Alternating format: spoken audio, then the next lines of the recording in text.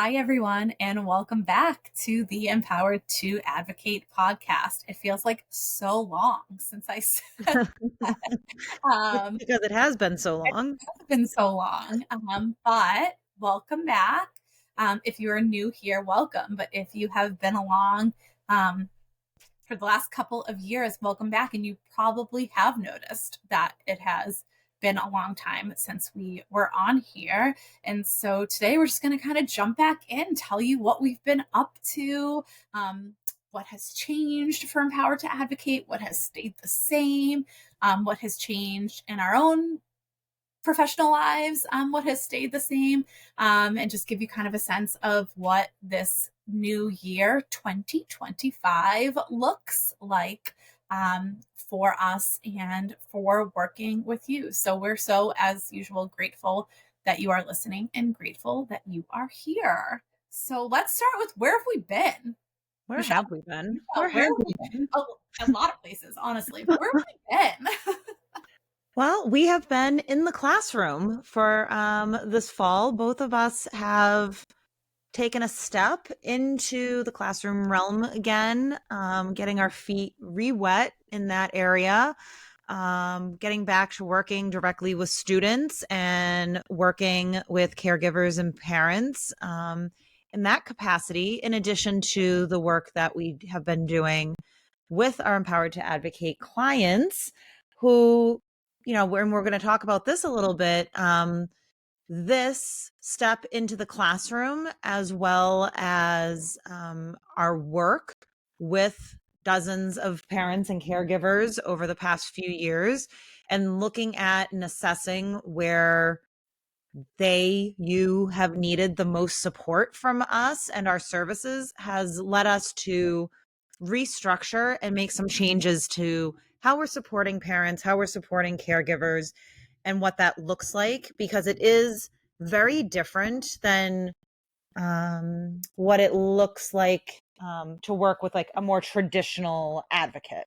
Um, so Yeah, and I think our own journeys have like kind of brought us to the point, like Michelle said, we're both back teaching now after quite quite a few years away for both of us. mhm. And we're back in the classroom, which just gives us just a really unique perspective after having been out for so long. One thing we talk a lot about is, advocates come from all sort of walks of life. Some advocates get into advocacy because they are parents of their own children with disabilities and special needs. Some advocates come straight from being a classroom teacher. Some advocates come into the space after being special education administrators, things like LEAs and program managers and directors, things like that. And one thing that, we think sets us apart, but really informs the way that we do things, is we've seen special education from so many different angles, Mhm. as classroom teachers, as team chairpersons. Both of us were at one point for quite a while. As advocates now for, we're going to our third year of Empowered to Advocate. So kind of seeing things from all different angles. And I know for me, having been back in the classroom since the end of August, after about 8 years away, it has renewed that perspective for me. Being a special education teacher at the high school level has really, like I said, renewed that sort of perspective for me and given me some new ideas for how we can be supporting parents, Mhm. families, and caregivers outside of schools. And so that's kind of what has brought us to this point today. We are entering 2025 with sort of a new look to Empower to Advocate. If you have been working with us since September, you already like have a little bit of a sense of what that looks like, because we started slow rolling out our new look in September. So if you are a longtime client, someone who's been with us for a few years, or if you've started working with us between the summer and now, you kind of already know this. But if you're somebody who worked with us in the past, or you're new to Empowered to Advocate, we wanted to give you a little sense of sort of what this looks like, what we mean when we say we've shifted. Michelle already touched on, we consider ourselves a little bit non traditional in the Hmm. special education advocate world. When we started Empowered to Advocate, we picked the name so carefully and so Yeah. purposefully. Um, and it has taken us, quite frankly, the 3 years to get to the point where we're really, I think we feel like we're like walking the walk now.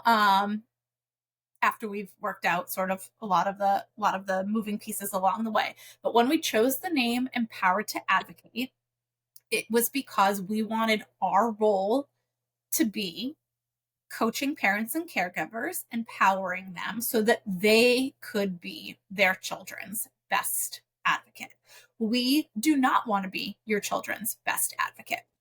We want to give you the tools and the strategies and the information, everything you need to be your child's best advocate. And that was always front and center for us. And I think, like I said before, we've really felt like, especially in the last 6 months or so, um, we're walking the walk a little bit Hmm. more, in terms of being true to why we started Empower to Advocate and sort of what we hope this new year brings.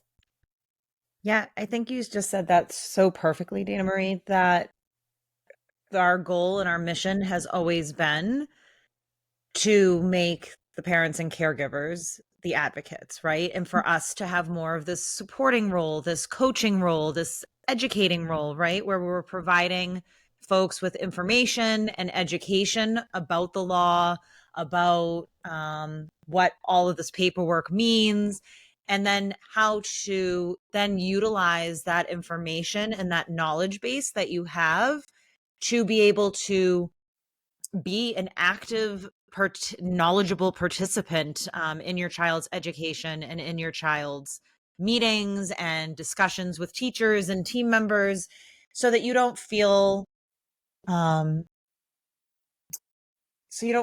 kind of off to the side in the process, but you feel like the very important team member that you actually are, right?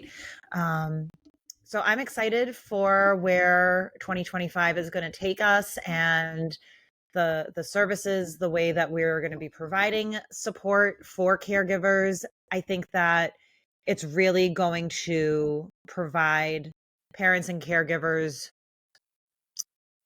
with that knowledge base and empowerment to be the advocates, and not feel like they have to rely on somebody to be in the meetings with them or for them, right?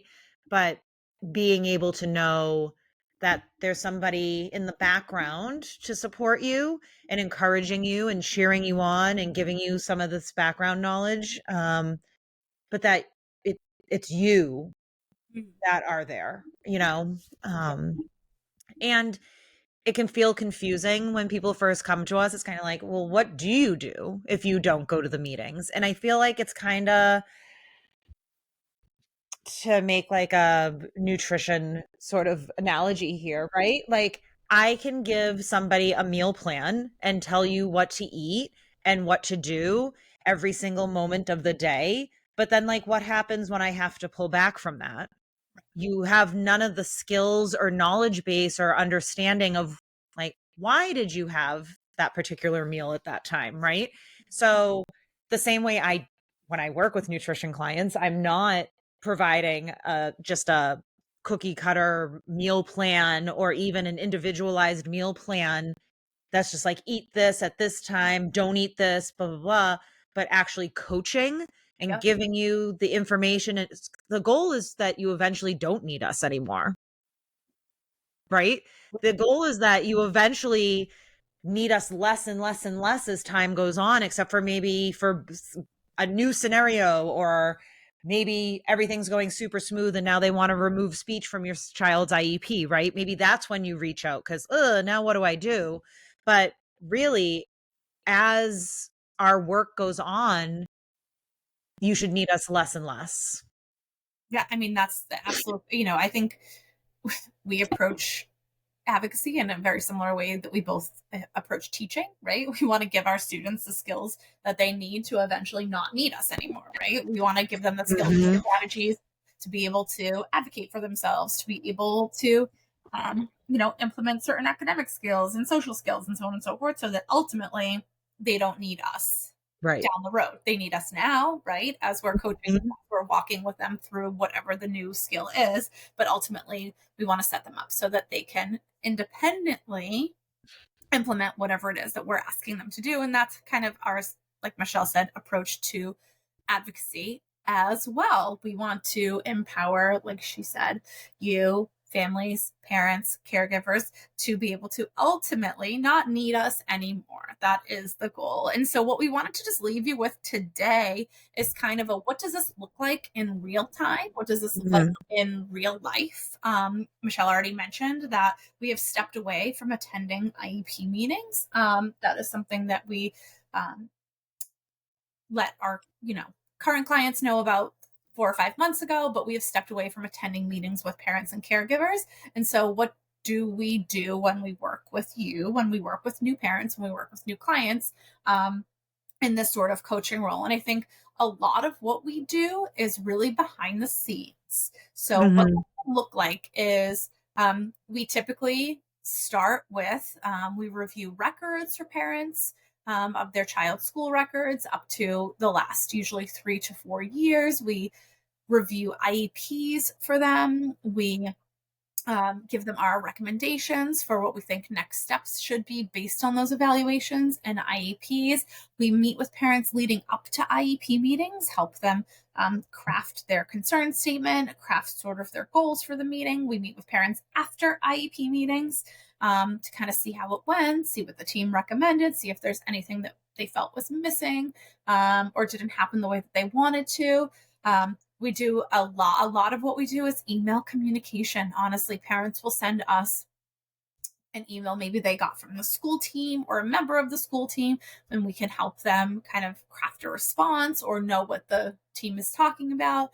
A lot of times it's us helping parents communicate directly with the school team.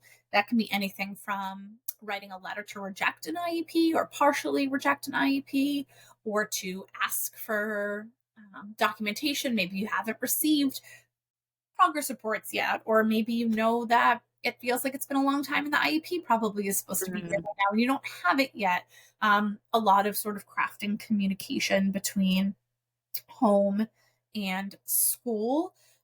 We do a lot of review of, if teams implement maybe a positive behavior support plan or a BIP or things like that. We help the parents review that, understand what it means in collaboration with whatever the evaluation that was done. We help parents understand data that is Mhm. their child, right? So like that's anything from just like your typical like iReady scores and Dibble scores all the way to data that's collected around a specific behavior or data that's collected around a specific academic skill. We sit with parents and we help them to sort of comb through that data to understand like what it means in terms of their child's progress, level, things like that. So lots and lots of really behind the scenes work. We are really excited. You'll have to stay tuned for a little bit more on this in the coming week. Mhm. We're really excited to offer starting in 2025 an option for parents to work with us and get sort of unlimited communication with us Yes. around emails, around homeschool communication. This is something that we haven't been able to offer up to this point, but really just have somebody who is there all the time to answer any questions that come up either in IEP meetings or through home school communication. So a lot more of that we're excited to offer in this next year. But really anything that you can think of sort of behind the scenes work that would help you or help a parent or help a caregiver to understand what's going on with the special education process, whether you are brand new, like you're starting by writing a letter to request an initial evaluation for your 2-year-old or your 3-year-old or your 4-year-old, whether you're brand new, or if you have been navigating this process in the system for a very long time, anything that you can think of that would help you behind the scenes to know what's going on with your child's programming, to understand when you look, like I said, at data and assignments and things like that, or to future plan what's going to happen next year. What about a new placement? What about a new school? All those things. We are here for all of that. And we've really, it's in the last couple of months, we've talked a lot about it. We've really loved sort of this big shift to a more Mhm. coaching role, and being able to share everything we know, with parents and caregivers so that they can go and, like Michelle said, go out into the world and advocate for their own child and be their own child's best and most well-informed advocate, knowing that they still have a bit of a safety net and still have Yeah. people that they can rely on, when questions come up, because quite frankly, they always come up. There will always be questions, Mhm. knowing that there's someone there, when those questions do arise. Yeah. Really excited for 2025 and, this new structure, because I think ultimately it is going to be what is most supportive for caregivers and parents, especially shifting out of a more quote unquote traditional advocacy paradigm, right? So, yeah, if you are interested in working with us in 2025, we'll drop the link in the show notes, or go to our website, empoweredtoadvocate.com. And that's empowered to the digit two, numeral two, advocate.com, and schedule a free 10-minute interest call with us, just to kind of get to know us, kind of give us the quick summary of what is happening for you and your child in school. And we can give you a little summary of how we think we can help you. And then next steps, if we're a good fit, we'll email you after that interest call with what we think would be a great fit to support you. And then we would go from there. So if interested in working with us in 2025, like I said, schedule that 10-minute interest call. And or if you're not sure if you need that level of support yet, and you find that the podcast episodes and our blogs and things like that have been really supportive for you and helpful, um, dropping us an email at empoweredtoadvocate@gmail.com. That will give in letting us know. Sorry, I just thought I gave the wrong email address, but that's correct. That's um if you send us an email and let us know maybe some topics that you think would be helpful for you, that have maybe come up for you in the past year or 2 years, or things that you have learned that maybe you would love for us to revisit for new followers. We would love to hear from you so that we're making sure that we're providing content that is best supporting you. And we are really back now. We're back. We're back. We're Hear back. from us. You will hear from us soon again, with our second episode of 2025. So please come back. Yay. Please tune in. Please save us. Please like us. And we cannot wait to talk to you guys again soon. All right. Happy New Year, everybody. Here.